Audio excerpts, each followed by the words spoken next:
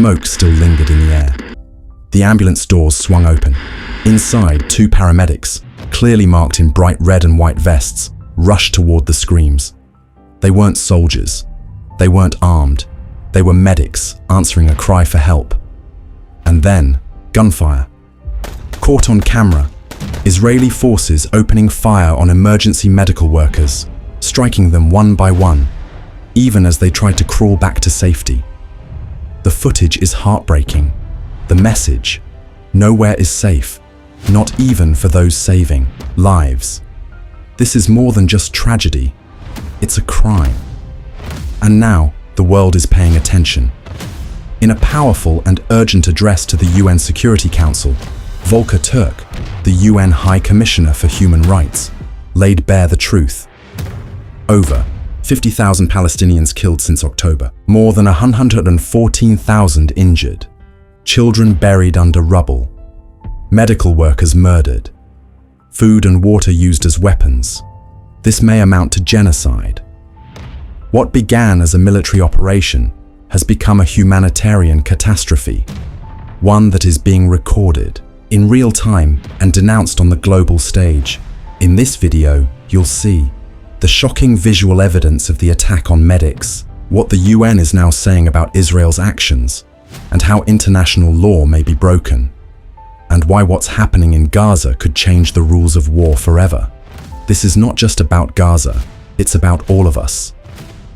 Watch the full UN briefing in the link below, then come back for the second part of this story, where we connect the dots between military tactics, old Soviet weapons, regional alliances, and the dangerous future that's unfolding in the Middle East. Je donne la parole. I now give the floor to the United Nations High Commissioner for Human Rights, Mr. Volker Turk. Monsieur le Président, Mr. President. it pains me to brief this Council once again on the catastrophic suffering of people in Gaza.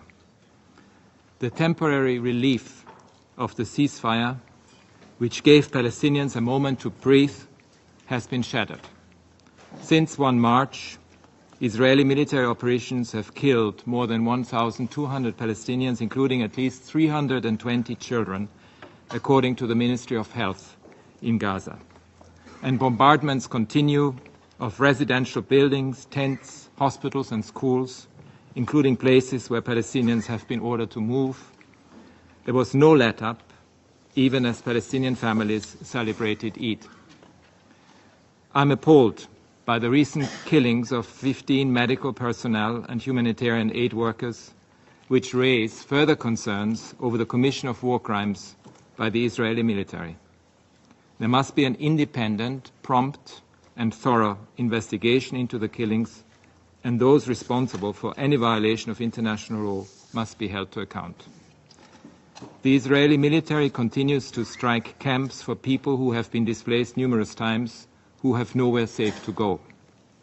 The Israeli military also continues to force civilians to move. Half of Gaza is now under mandatory evacuation orders or has been declared a no-go zone. These orders fail to comply with the requirements of international humanitarian law.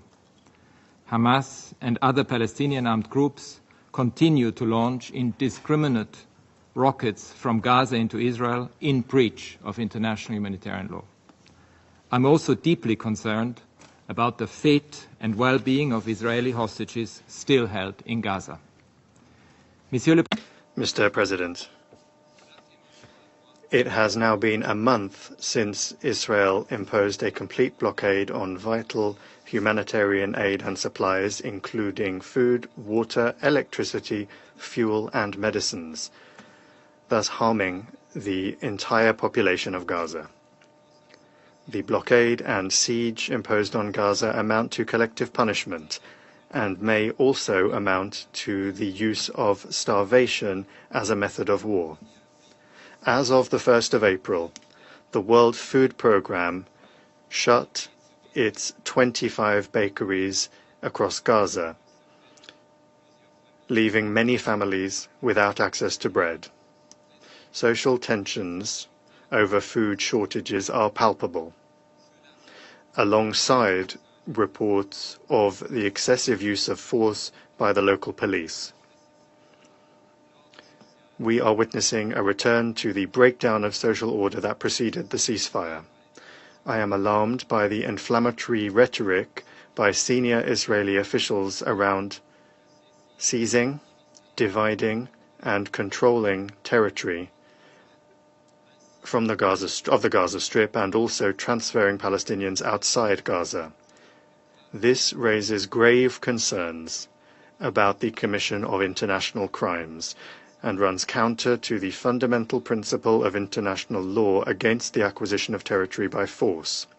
In Resolution 2735, adopted in June, this Council rejected any attempt at demographic or territorial change in the Gaza Strip, including any actions that reduce the territory of Gaza. Mr. President. The situation in the West Bank, including East Jerusalem, is also extremely alarming. Israeli operations in the North and West Bank have killed hundreds of people, destroyed entire refugee camps and makeshift medical sites, and displaced over 40,000 Palestinians. The announcement that residents must not return to their homes for a year raises serious concerns about long-term mass displacement.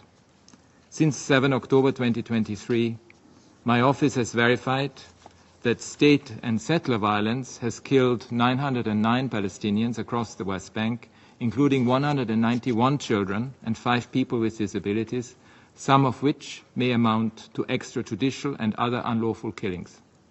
In the same period, 51 Israelis, including 15 women and 4 children, were killed in alleged Palestinian attacks or armed clashes, 33 in the West Bank and 18 in Israel. Illegal settlement expansion continues unabated as some Israeli ministers advocate for Israeli sovereignty in the occupied territory. Dozens of Palestinian herding and farming communities have been forced to leave their homes and their ancestral lands, while restrictions on movement have paralyzed the economy and are shredding the social fabric. While hundreds of Palestinian detainees were released during the ceasefire, hundreds more people have been arrested and detained. Within Israel, the severe crackdown on civic space, including against organizations defending the human rights of Palestinians, is also alarming. Monsieur le Président, nothing can justify the horrific attacks committed against Israeli communities on 7 October 2023, and nothing can justify the collective punishment of the Palestinian people. According to the Palestinian Ministry of Health, Israeli military operations since 7 October 2023 have killed more than 50,400 Palestinians in Gaza and injured more than 114,000 people. I urge the immediate restoration of the ceasefire and unimpeded humanitarian access throughout Gaza. I warn again that there is a high and increasing risk that atrocity crimes are being committed in the occupied Palestinian territory. Under the Geneva Conventions, states have an obligation to act when a serious violation of international humanitarian law has been committed. Under the Convention on the Prevention and Punishment of the Crime of Genocide, state parties have the responsibility to act to prevent such a crime when risk becomes apparent. I urge all those with influence to ensure the protection of civilians as a matter of absolute priority.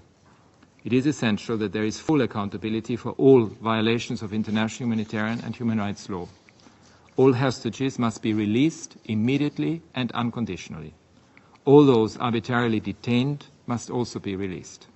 Israel must refrain from any acts amounting to forcible transfer of Gaza's population. The last 18 months of violence have made abundantly clear that there is no military path out of this crisis.